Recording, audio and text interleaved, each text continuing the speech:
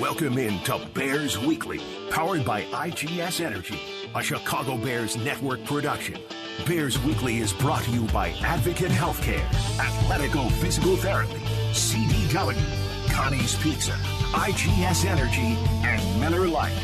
Here are your hosts, Jeff Joniak, a.k.a. the Mayor of Bearsville, and his sidekick, Tom the Surfmaster Thayer.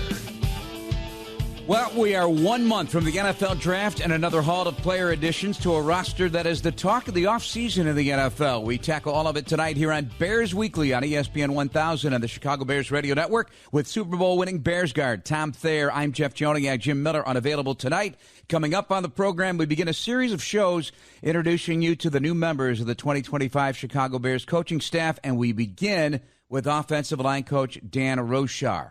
Our producers tonight, Dan Barilli and Jordan Dredup of the Chicago Bears, and in the ESPN studios, Charlie Bevins. Our executive producer of the Bears Radio Network is Eric Ostrowski. Tom, good day. We got a quick turnaround from last week's show. Not a lot of news made since that last show other than getting a really good kick return, punt return guy in Devin Duvernay. Tommy, he's a two-time Pro Bowler and an outstanding addition to the roster. Not only that, but he also can play that receiver position as well. So more competition with Olamide Zaccheaus, Tyler Scott, maybe even Maurice Alexander, who comes over from Detroit as a free agent in the offseason as well.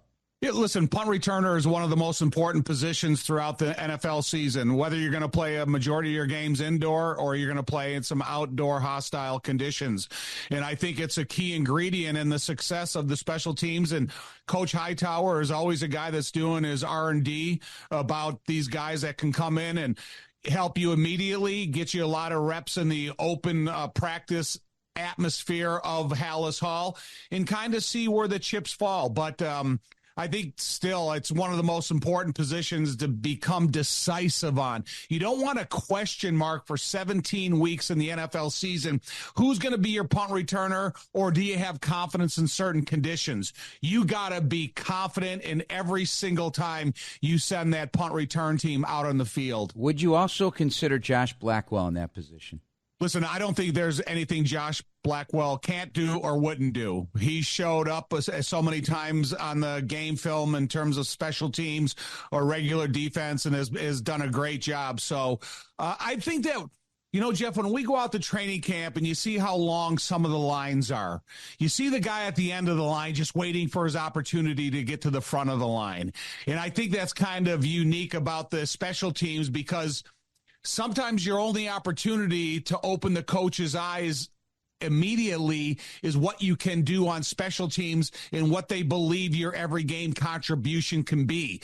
And I stood at the back of that line at one time and I just waited for my opportunity to get to the front of the line. And when you get to the front of the line, make the most out of it. Heck, last training camp we saw Roma Dunze and DJ Moore collecting punts. So those are emergency options, obviously, but you can't discount Rome in a key pinch.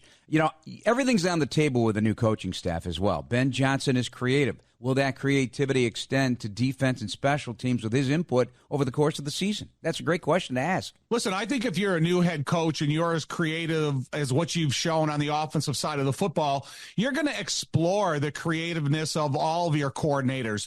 And you're not going to close a suggestion box. It's going to be open to against every team you play in all year round. And we might see some fun things in training camp this year, like developmental plays that they may have in their back pocket until that very specific instant and time when they need it. So we're going to have to pay attention as much as the coaches, but I think creativity is going to be at an all-time high from all coaches. Look at you, a guy who's never been in a boardroom. You're using words like R&D, putting things in your back pocket for future use. You're using a lot of business terminology today. What's going on with you? No, I'm just taking where we're at this point in the season, where we're at with the coaching staff, the exploratory surgery that all these guys are doing to try to what players are going to fit best, who can we give them opportunities to, and then what cream is going to rise to the top. It's all those things you have to take in consideration. When you're a month out of the draft, you got to go in there with Ryan Poles and his staff, the assistant coaches, and every one of the guys that are position coaches here, and now you got to get very specific about what you feel you need to target in the draft and college free agency. Did you ever in your career jump in line and get reps that maybe was somebody else's rep in training camp? Did you jump in front of the line ever? Listen, the only reason in my career I was ever on kickoff return is because Steve Kazar, the special teams coordinator, had Jimbo Covert in that position, believe it or not. And I went up to Steve and I go, Steve, I'm not playing. I can do that. Take Jimbo out and give him the rest and let me do it. And I think if you volunteer and then you do good at it, then you know you're going to have a jersey in your locker every game. And I played a really important role of me getting on the field. But, I did it honestly to save Jimbo some wear and tear. And Bortzy and I were both in the same up-back positions on kickoff return. I still can't believe from our conversation with Mike Tomczak, and those who don't remember, he jumped in there and took on in the Super Bowl. He won on kick return coverage, didn't he? And got a penalty. And, the thing about it is he wanted to go in the game, and he volunteered, and he got in on kickoff coverage, got a face mask penalty. Ditka brought him over to the sideline, yelled at him, but then kept him in the game as the quarterback at the end. Yeah, just so he could get that on paper, right, that he made the Super Bowl. Oh, my gosh, some great stories as always. So, with the draft coming up here in a month, pro days are now top of mind with the coaching staff and general manager Ryan Poles and his crew. So Ben Johnson sighting, a Dennis Allen sighting at the Michigan Pro Day last week. It was on Friday. So certainly there's players of note there that could be day one picks like Mason Graham, Kenneth Grant, the two defensive linemen. You've got Will Johnson, the cornerback, and tight end Colston Loveland. Bunch of running backs there. I mean, really good players on that Michigan. That won't be the last pro day that Ben Johnson will be cited at, but it certainly started a chain reaction of conversation on the internet, Tommy. The web was exploding with the vision of Ben Johnson at Michigan. Right, but you mentioned those four guys. There's four guys that you really want to see, and you could draft, you're not going to draft them all, but you could draft any one of them. So I think it's really important to have an eyes-on approach in a really comfortable setting and atmosphere for these guys to go through their pro days. And, some of them, I would like to see more of them at the combine because I think it's a more competitive scenario and they're not in their comfort zone. But when they get dressed in the locker room and then they have the teammates that they're throwing to and they understand the conditions of the stadium they're throwing in, all those things you have to take into account. But I think it's important in the reflection they leave on all NFL personnel who showed up to watch them. Yeah, and then, you might be able to sneak a dinner with one of these guys, maybe after the pro day or something like that. I know there's a lot of teams represented. All the teams are listed there at all these big schools, obviously, for the top players, but you never know what you might run into. You're doing information gathering at all times. Also, these videos that pop up, and there was one, fans blew their minds when Montez Sweat, Grady Jarrett, Gervon Dexter Sr., Austin Booker all were working together with a pass rush specialist, Tommy, by the name of Brandon Jordan. He started something called Trench Performance back in 2018. So he's working with elite defensive linemen at high school level, college level, NFL levels. But it was just like a 20-second clip. But it just makes fans feel better when Bears are working together in the offseason away from Hallis Hall. It's an interesting concept because any little bit right now, fans are thirsting for it. You said a mouthful. I don't necessarily care who they're working with. I care that they're working together because now you start this camaraderie. You start these relationships that are going to be forged even further when you're tired and you're fatigued walking off the practice field. But this work that you put in the off season, they're paying dividends during the regular season. When you're getting sacks, you're getting tackles for loss, you're running stunts on the line of scrimmage that you kind of have a better conception how to set the guy free that you're working with. And I was watching some tape this weekend of Grady Jarrett. Listen, man, this dude, not only does he have a motor, he's got leverage, he's got speed, he wins rushes against run and pass, he's able to chase down quarterbacks after he beats the offensive lineman at the line of scrimmage, and his enthusiasm is contagious. And so, listen, I'm glad these guys are all working together. All right, that's Tom Thayer. I'm Jeff Joniak. Coming up, we're going to have one of Tom's best segments of the entire year.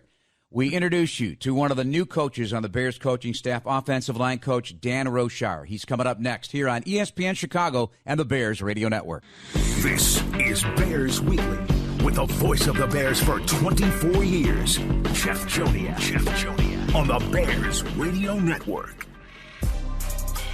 This segment of Bears Weekly is brought to you by IGS Energy. Welcome back to Bears Weekly, everybody. Jeff Joniak along with Tom Thayer and our special guests as we're getting a get-to-know-you series with the new coaches for the Chicago Bears. Dan Roushar, the offensive line coach, born and bred in Clinton, Iowa, but by way of Northern Illinois University, and the man played quarterback.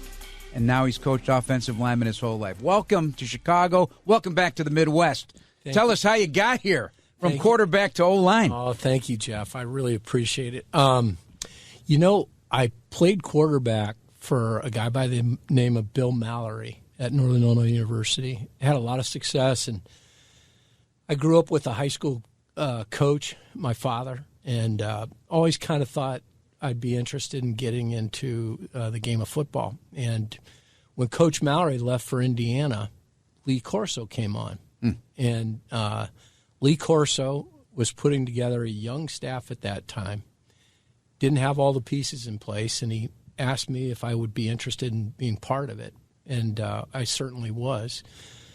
And in that time, I started to work with the tight ends, which were very involved with the offensive line, and we had two really outstanding line coaches at that time that I learned a lot from, and that began my introduction to what these guys do up front. And then as you grow in the industry, you end up finding, I think, what your passion is. And I've always enjoyed working with the guys up front. I feel like we're kind of the heart and soul of any organization, and hopefully that'll be reflective in the style of play. Coach Dan, do you think the technique has changed since the beginning of your coaching career on the offensive line to the way they're coached now? Tom, I think that's a great question. I watch a lot of football at all levels. I'm still of the mindset that, blocking is leverage. Yep. We define the leverage with our hands being underneath the defender, our pads being under their pads. And then it's acceleration and leg drive. I listen to guys talk about things that I just have no interest in exploring, because I don't think it's blocking. I think it's tilting, it's pushing, it's these things that just, in my opinion, don't bring strong line play, whether that's run or protection. There's certainly things out there being taught that I think are really cool to listen to. But, Tom, like you, over my years, you end up developing philosophy mainly because of trial and error. You believe in something, you teach it. After time, you're like, that's really good, or, man, we're struggling with this. And if you really believe in it, you adapt to what you believe in. I think back to, I left Butler University in 1991 to go to the University of Rhode Island. I was the offensive line coach. I was the offensive coordinator. We were a pen and pull wide team. We were a power counter team, and we ran weak lead. Those are really the concepts we ran. I had never been exposed to zone football. 1991. Bob Wiley, who was a Jim McNally disciple, I was going to the University of Rhode Island. He was from there, and he came and spent 3 days with me and taught me inside and outside zone exactly the way McNally and exactly the way he was coaching it. And I coached it exactly the way it had been taught to me, and we were getting our fannies kicked. We were going backwards and not forwards. Well, I believe in the concept. I love wide zone, but I wanted to find better ways to teach, instruct, and get what I thought we should get, and that was going forward and attacking the target, or laterally to attack the target. And, you just kind of adapt and adjust. So that's a long answer to your question, Tom, but I believe in just basic fundamentals. You're just coming from college. Do you coach college the same as you do pros, or is there a significant difference in what pro guys know as to what college guys know? So, Tom, when I left Michigan State in 2012 to go to New Orleans, You spend, at that point, 28 years in college football, and you feel like you've been exposed to a lot. When I got to New Orleans, I had a great transition. I started with the running backs, and Sean Payton had hired a couple of former offensive line coaches to coach that spot. And I saw the game differently from that perspective. And then, through time, moving to the tight ends and then into the offensive line room and having those guys for 6 years, I learned an awful lot before I got a chance to go into the room from the player, watching how the player did it, how we communicated. And, you watch a guy that maybe he's not a super talented athlete play at a high level, and you go up to him and you're like, hey, what do you do? Why do you do that? Well, you certainly pick up a lot of things. The more gifted athlete, there's probably less conversation because he can do things that are unique to the player. I went into the college game for the last 2 seasons. I went back after leaving New Orleans and spent 2 years at Tulane. And, Tom, to answer your question, I coached him exactly the way I coached the New Orleans Saints. And there's an adaptation for all of us as coaches. We find ways to help a player become better. If a guy can't take a step or can't get in a stance that you think's functional, because of limitations, you find different ways to help him get the job done to the best of his ability. But no, I didn't. I coached him exactly the same way. Dan Roushar, our guest here on Bears Weekly on ESPN Chicago. Jeff Joniak and Tom Thayer, pleased to be joined by this veteran offensive line coach. And during his 5 seasons as offensive line coach, the Saints had one of the highest-ranking offensive units in the NFL. Points were popping. Drew Brees was authoring a Hall of Fame career, and now you got a guy, Ben Johnson, that brought you in, who put up numbers that were eye-popping over there with the Detroit Lions. What has that been like as you guys are creating a Bears offense? It's not necessarily going to replicate exactly what they did up there. You're going to adapt to the players you have and the new ideas that are brought in here. But your backgrounds and everything, how's it all meshing? Well, Jeff, it's been fantastic. When I came to interview, I didn't know Ben. I had spoken with him on the phone. We had mutual relationships, but he and I had never been together. And I've interviewed with a number of play callers, and they're all unique in their style. But Ben was the first guy that I've been around that spoke offensive line language. He knew technique. He wanted to understand technique. And I've found it from the day I've gotten with him to today very consistent. He has a strong vision. When I watch his teams play, you certainly see the physical, aggressive style of play, but there's a lot of variance. And I think for Tom, he'd appreciate it. In New Orleans, we were really a unique style of team because Drew was a drop-back, shotgun quarterback, and we were limited in the run game with him. So our runs came from underneath center, more downhill, if you will. And that was a challenge in itself. Now, when you put it all together, our ability to move the launch point, to have guys be aggressive in their set patterns or their run action patterns or pull, or that's all related to the run game. And if I were an offensive lineman and I was looking around for what's gonna help my game the most, it's gonna be playing for a guy like Ben.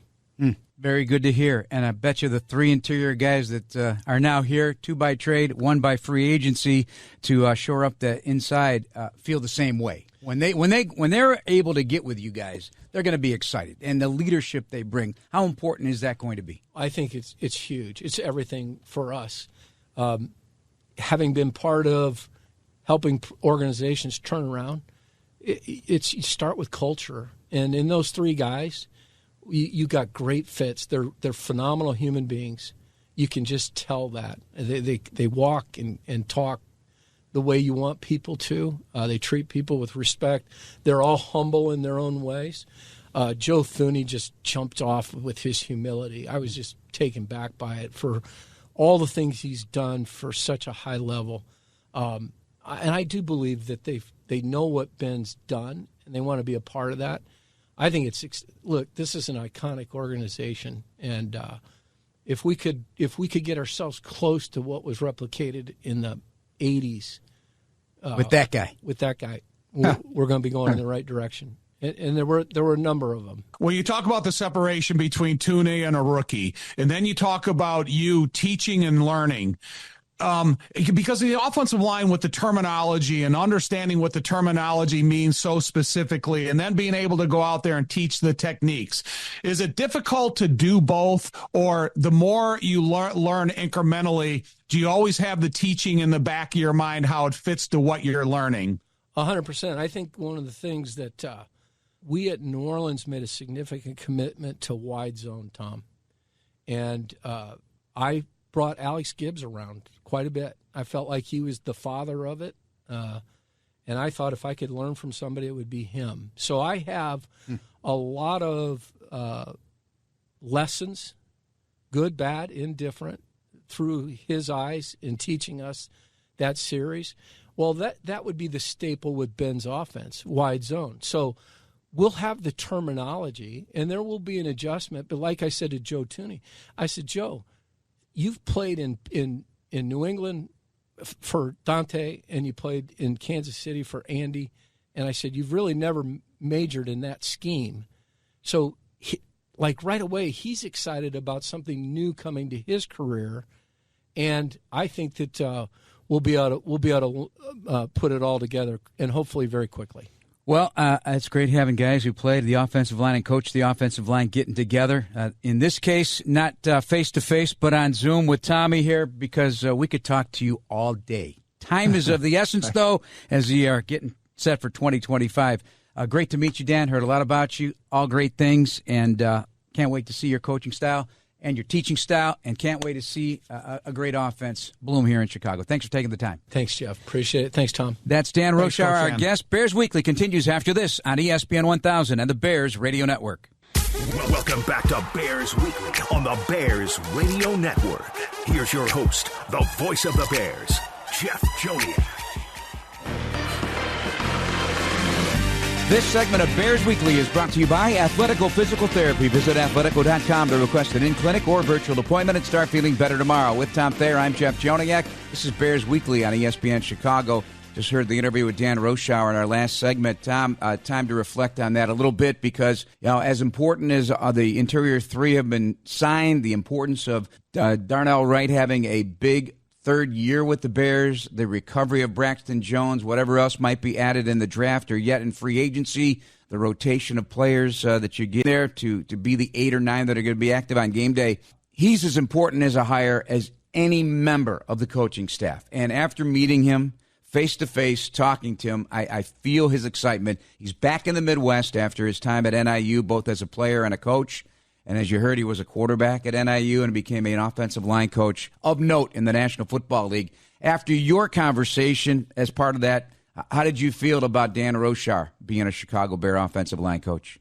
Well, first of all, he has roots as a quarterback, so he understands the little intricacies of an offense and how they all have to work together in order for them to work efficiently. So I did admire that. Then time on task, 41 years of coaching. The dude's been everywhere. But what I enjoyed most about meeting Dan for the first time is the people that have reached out to me, guys that I have a lot of respect for that both coached in the NFL and college football. And they want to brag about his character, what a good person he is, how diligent he is about the specific techniques and fundamentals of the offensive line game. And I'm excited to see that. But one thing when I think about Dan coming to the Chicago Bears is there's 3 guys, Jeff, aboard that he doesn't have to hold their hands. And that's the 3 free agents he brought in here. Now what he can do is he can focus his attention on the corrections of a guy like Darnell Wright. What's going to happen at left tackle, or every guy in a backup role, or what he talked about during the course of the interview, cross-training. You have to make sure that you get players that can play multiple positions, and then you can pay attention to those details. And then when you look at Jackson, Tooney, and Dahlman, you got these guys that can come in here and really help either improve the guys that are in line behind them or the guys they're playing next to. So I think this offensive line is their arrow is pointed up already, but it's also the assistance that the offensive line coach with the tremendous amount of experience will be able to get from his really experienced veterans they've already brought aboard. He's had a long coaching career, a lot in college, also in the pros, but at New Orleans, when they drafted Ryan Ramczyk, Will Clapp, Eric McCoy, Cesar Ruiz, they are all still active in the NFL, and one's a Pro Bowler, another an All-Pro, and Ramczyk, so there was a big impact right then and there. Dipping into the college game, and I know you asked him about that last couple of years being at Tulane, gives him insight into guys that he trained in the college game, what he saw in the college game throughout those last 2 years, which should also benefit any instance of help in terms of scouting for Ryan Poles and his staff. Hey, everybody's looking for touch points for guys, making sure that they have every box checked, every I dotted, and every T crossed. I loved talking to him about all of his experience, not just with the Saints. Nowadays when you go to college, you have to understand things socially and physically, because these college kids are on a completely different level than a 30-plus-year-old toonie.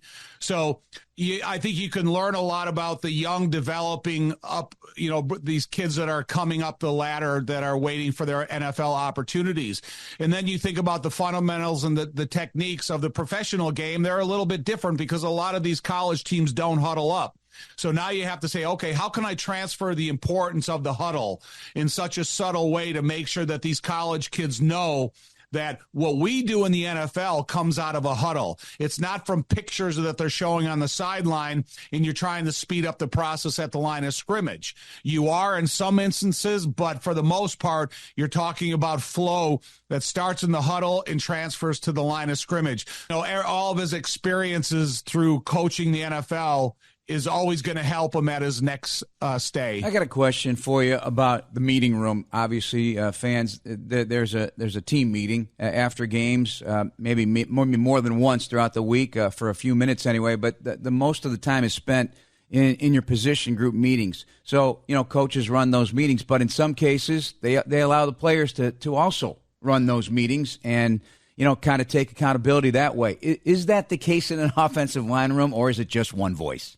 Oh, no. All right, so I'm going to give you an example, and it was always kind of interesting to see how it all worked out. So as long as guys, before I got there, Van Horn and Hilge and Becker and then Jimbo and Bortz and stuff, the first thing Dick Stanfeld did, here's a Hall of Fame player, a Hall of Fame coach. And so we have a binder, that was our playbook, Jeff, that was probably in between 600 and 700 pages. But the very beginning of the offensive line segment was about 2.5 pages of printed out material that explained Dick's philosophy in terms of offensive line play. So man to man, Jeff, we went around the room and every single guy read a paragraph out loud in front of the next guy. So now you take this into account. So the guys like Horn and Hilge and Jimbo and Beckett, those guys have already done it a number of times, so they're just reading through it and they know it's coming.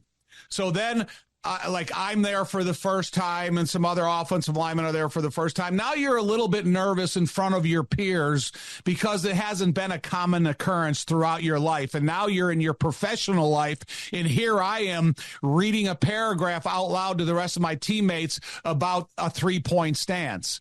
So after your first year, you get through it and you are a little bit nervous. But then after that, you know it's coming, so now you're nervous for the rookies who are in the room because it's always a little uneasy and a little unsettled. But is there one voice in the room? Yeah, it's Dick Stanfeld. But Dick Stanfeld wants to hear from everybody because he always used to make this comment, look, I can only coach you for so long. Then eventually you got to start coaching yourself.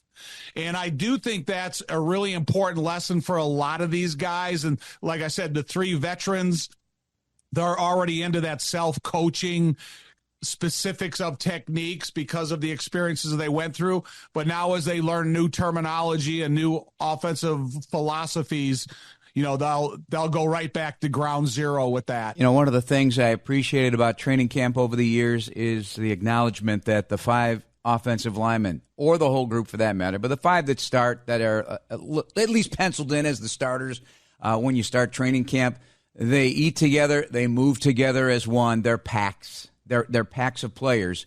And when you don't see that, you start to wonder why. I hope I see that, and I'm assuming I will. And it's going to be those three interior guys that you mentioned, and the younger tackles that'll be right there at the front of the line leading this football team. I don't recall, honestly, in my now almost 30 years with the organization in some form or fashion, and certainly now heading into 25th year as the play-by-play team here, that as much discussion about offensive line play has been had already. And we haven't even gone to a mini camp yet. The offseason program hasn't even begun yet. It is really significant. This is, and football fans who love this game and know this game, they know it. This has to be the year that the offensive line comes together and does something significant. And there's a first step in that right direction. But do you recall in recent vintage, in our time together, as much discussion on offensive line play? No, and let me tell you why. So leading up to the Super Bowl, the 2 weeks leading up to the Super Bowl, every commercial, every topic, every conversation, every interview you hear is about Patrick Mahomes. And that's just the way it's going to be because he's got greatness all over him, just like Steph Curry in the NBA and a baseball player. But when you look at the reason for the outcome of the Super Bowl, it's because of the offense and defensive line. And I think it's really hard to ignore that because when you go back and you look at the two Super Bowls that Patrick Mahomes lost, the first one was because he was getting chased down by the defense of Tampa Bay, and that affects his offensive line. And then when you look at the dominance of the Philadelphia Eagles, it's because of the offensive line and the defensive line. So I think if you ignore the role and the importance of Super Bowl success and you don't first look at the offensive line and equally as important as the quarterback, I think that you're missing something in terms of what these two segments can do for your Super Bowl chances. And we carry that into our next segment. When we return, we'll discuss this impact on Caleb Williams and as he gets the terminology and the playbook from Ben Johnson and the offensive staff. It's all coming up next here on Bears Weekly on ESPN Chicago and the Bears Radio Network. Welcome back to Bears Weekly on the Bears Radio Network. Here's your host, the voice of the Bears, Jeff Joniak. This segment of Bears Weekly is brought to you by CDW. People to get it with Tom Thayer, Jeff Joniak, Jim Miller off this week as we get you set for the start of the offseason program, which is coming up in the first week of April here as the Bears get everybody together and start learning what's ahead, especially the offense. And I got to say the defense, too. Obviously, we got a new defensive coordinator, Dennis Allen, but the offense and the magnitude of it with Ben Johnson's creativity, what they've been doing in the lab. I keep saying that, but it is the lab. A lot going on. We talked to several coaches. And the angle of this is just not the players learning this offense. Again, it's going to be a Bears offense. I keep emphasizing that because Ben Johnson keeps emphasizing that, and the coaches keep emphasizing it's not a replica of Detroit. Will there be pieces? Will there be elements? Will there be concepts? Certainly. Some of the coaches have to learn this offense, too, to reach a level where they can teach it to the players. Different position groups, guys who have never known Ben Johnson. And as we know, he did not hire people necessarily that he was best friends with that he knew all from Detroit. There's a handful, but a lot of guys are going to have to teach the offense back to the players. So you're counting on these coaches obviously ingesting this and understanding it. And these guys have been around a long time, pretty much a veteran staff. And then the rest of the crew that may be younger, Tommy, are known as very smart football coaches, football minds. So this is an interesting, concept to grab that the coaches also have to learn it. Well, one thing you can guarantee about every one of these coaches, they know how to learn football. And that's really kind of a process when you get into the NFL, you get to a new team, you get to new terminology, a new philosophical beliefs in what the points you're trying to get across. But every one of these guys, they can kind of look at some new terminology that they're learning, and then they can say, okay, this is relatable to the terminology that we used at this day. Okay, and now they're calling this type of route, this is what we called it in my last day, or blocking philosophy, or different terminology in terms of the types of blocks. So during my football career, there's probably 5 or 6 different ways that we called the same combination block, but every offensive line coach had their own spin on it. But guarantee you, from the young guys that were ex-players, they know how to learn football because they did it throughout their career, and now they know how to teach it because they've been experienced coaches ever since. And then when you have a guy like Dan Roushar, who's been around for 41 years, darn, there's probably not a football terminology that he hasn't heard or doesn't know already. And Dennis Allen, same thing for him. So all these guys, they know how to teach it, but now it's about the players taking what they're learning and investing some personal time in knowing what they're going to hear the next meeting session. All right, which brings us to quarterback. And Caleb Williams, last season, you had to put together a plan for him. He knew he was going to be drafted number 1. There were plenty of conversations about that from team to player and whatnot, but there are NFL rules. You can't do certain things. So I guess your expected time of arrival on the terminology in the playbook may have been the 1st of May. For Caleb Williams. Does he expect it sooner? And to me, I do expect the learning curve of Caleb Williams to be expedited because he's going to have his hands-on information a lot quicker than he did last year. Take everything into consideration that Caleb went through last year from the end of his college season. Then you start meeting agents and you start meeting the different representations. You talk about all-star games, yes or no. You start thinking about the combine and what you're going to do, what you're going to try to accomplish there. And then you talk about your pro day. And then everything after that is still exhaustively done until you go to the night of the draft. And then in the night of the draft, you're all dressed up. You got your family there. You're trying to make sure everybody's in the right place. Then you hear your name called. Then you kind of sit there for a couple more hours. And then we saw the way he embraced Roma Dunze when his name was called. Okay, boom. Let's stop it right there, because now you're completely exhausted, but now is when the seriousness starts. So now you're going to go from Detroit and you're going to come to Chicago. Now you're going to be introduced to the facility and brought all around this campus-style facility that the Bears have now. It's not there to impress you. It's showing you what's offered to you to better your career. And all those things are good. You get a bunch of swag. Tony Medlin's there. You give me all this kind of Bears gear. You hope you wear the rest of your life. And then, boom, reality starts. Here's your playbook. Here's your tablet. Let's start learning now.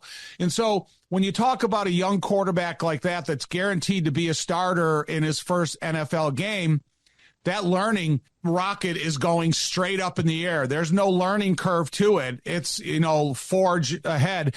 But I think this year, knowing a little bit about learning, know a little bit about how things are going to be taught, I do expect Caleb to have a faster spring than he did a year ago. Yeah, and even though they're as they said, they're going to tear him down to the studs. It'd be silly to think any other way, no matter how mentally tough a player is, and I do believe Caleb Williams is, but to think what he went through last season and just the change alone, in-season change, more than one, the amount of pressure he had on him, and during a 10-game losing streak, the mental part of this had to be exhausting. And I have not spoken to him other than one time when Ben Johnson was hired. I did sit down and talk to Caleb Williams, but I just wonder how much of a refresh do you need and how exhausting that was mentally. Well, physically, we know he's tough because we saw what he did on the game field last year, and I even was sympathetic for him towards the end of the season because I don't know how much more physically he could have taken. But he's a mentally tough kid, and I think we learned a lot about Caleb Williams last year that a lot of us didn't know, even though we watched him throughout his career in college. And Ben Johnson, the reason that I'm sure that he had some excitement in coming to Hallis Hall because of the one player in Caleb Williams.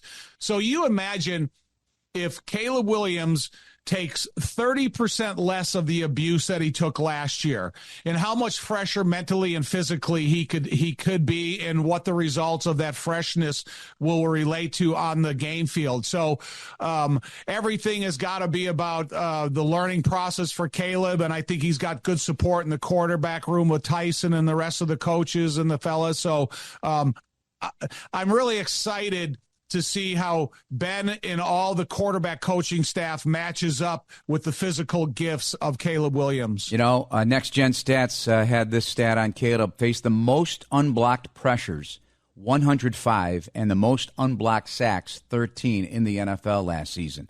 The reasons why could be many, but that's too much. So I'm hoping your 30% is actually 50% less hits and less pressures. Too, but I'm just trying to be a little bit more realistic about it, because it is a new system, a new quarterback, a new coaching staff, and maybe it is 50%. But if you take away some of those abusive hits and sacks that he faced last year, and you turn those abusive hits and sacks into completions, now you're talking about points scored for the Bears and a little refresher for the Bears defense. And I think, seeing the offense through Drew Dahlman's eyes at center, then through Caleb Williams' eyes, through Ben Johnson's eyes, and that will be the significance when that all clicks, when they are seeing the offense the same way through the same lens. And how quickly does that happen, Tom? Should we have quicker expectations from this, given how Ben Johnson does teach an offense and what he has planned for an offense and Caleb's second year? 100%. But, the thing about it is, it's nice that Drew Dahlman has two experienced guys to his right and his left. So now if Joe Thuney sees something out his peripheral vision to the far left, and he starts alerting the guys about a possible blitzer, or they do it on the right side with Jackson, and then he alerts everybody that, look, we could possibly have free blitzers. And so just that alert can help the quarterback's decision-making process. It can help the hot reads that the receivers are committed to if they see a blitzer coming to their side. So all those types of things, not only on Dahlman's plate, but also on the two experienced guards that are already in place. That's Tom Thayer, Jeff Joniak. One segment to go here on Bears Weekly this Monday night. Stick around. This is ESPN Chicago and the Bears Radio Network. This is Bears Weekly, with the voice of the Bears for 24 years, Jeff Joniak, on the Bears Radio Network. This segment of Bears Weekly is brought to you by IGS Energy. Final segment with Tom Thayer, the Super Bowl winning Bears guard. I'm Jeff Joniak. Tom, a buffet of topics you've delivered my way through email this morning, so let's dig into some of them. Let's begin on the defensive side of the ball. And, maybe one of the most underrated question marks that we all have, because we have not seen him. We believe he's ready to go, but it's Jaquan Brisker. I love this player. I know you love this player. We love his tenacity. We love his physicality. We love his deployability. He's an outstanding sacker. He's an outstanding tackler, and he'll get around the football. He seems to always be around the ball. Guys like that, I want on my football team.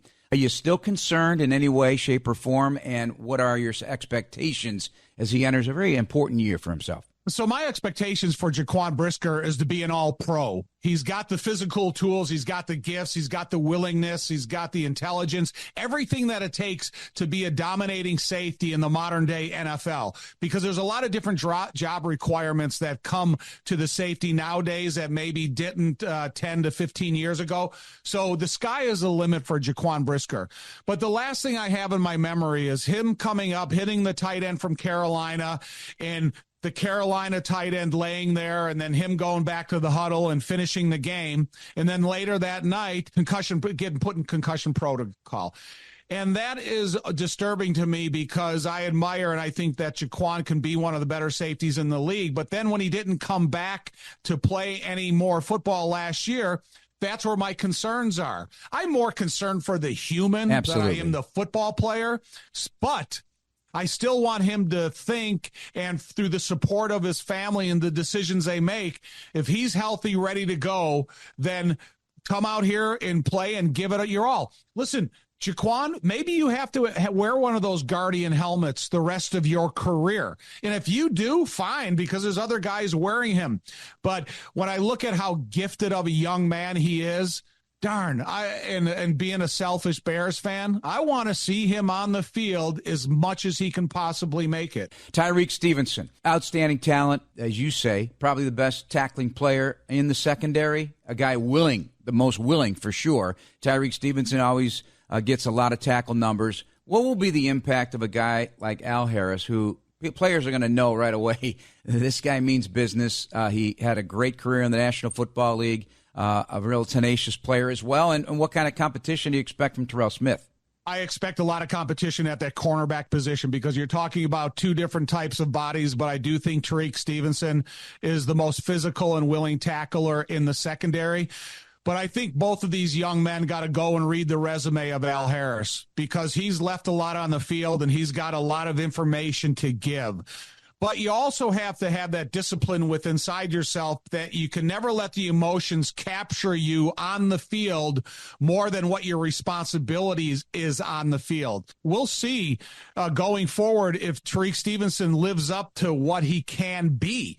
Because, listen, he's got the traits, the willingness, the desire, the enthusiasm, everything that it takes to be a cornerback in the NFL. And if he scratches the surface of what he still has left to give, I think he's going to make it tough for Terrell Smith, but I think Terrell Smith is going to make it tough for Tyreek Stevenson. It's going to be an interesting battle over there to see how it all works itself out. Dennis Allen in his history expects a lot from the defensive backs. He's one of the best, as Jim Miller said, probably the most three-level blitzers in the National Football League among defenses. That comes from a Dennis Allen scheme. Whether that will be the case this year, yet to be seen, but and it asks a lot of man coverage. So those are two things to keep an eye on during training camp. I know, we all love Jack Sanborn, Tommy. Again, he's just a pure football player. He's off to the Dallas Cowboys, but he did a lot of great things on the defensive side of the ball and in special teams. So there's a position there to be won. Do they have a candidate on the roster? We don't know that just yet, but the draft may bring another linebacker, but there's also a former Kansas City linebacker that's on this team, Swayze Bozeman, 6'1", 224 out of Southern Mississippi, undrafted by the Chiefs last year. He really had an impressive athletic resume at that pro day. He did not get invited to the combine, but he would have had one of the best among the linebackers in the bench, the broad jump, the shuttle, the three-cone drill, ran a 4.55. A very athletic player that we don't know a lot about yet.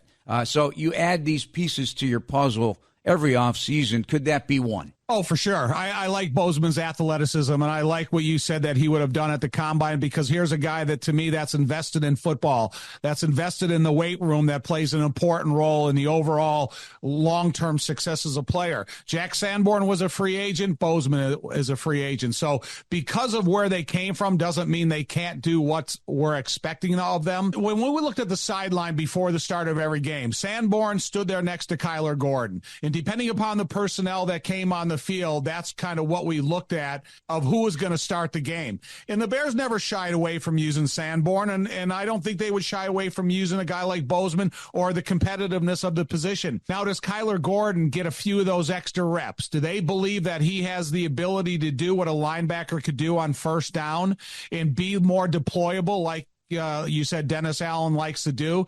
And I think it's going to be a super interesting decision, because Sanborn's not sitting in the back of the mind Dennis Allen. Dennis Allen is looking at a blank board and trying to fill in the pieces accordingly. So, we talk about that line over there of who can be linebackers. Everybody's going to be fighting for the front of that line for the third linebacker. All right, Tommy, job well done. Thanks for doing this on a Monday night. That's going to do it for us. Thanks for listening, everybody. The executive producer of the Bears Radio Network, Eric Ostrowski. Thanks to producers Dan Barilli and Jordan Tredup, and in studio, Charlie Bevins. And thanks to Dan Roushar, our guest tonight, the Bears offensive line coach. For Tom Thayer, I'm Jeff Joniak. This has been Bears Weekly on the new radio home of the Chicago Bears, ESPN Chicago. Adam Abdallah is next. Good night, everybody. Thank you for listening to the Chicago Bears Network presentation of Bears Weekly, hosted by the mayor of Bearsville, Jeff Joniak, and Surfmaster Tom Thayer.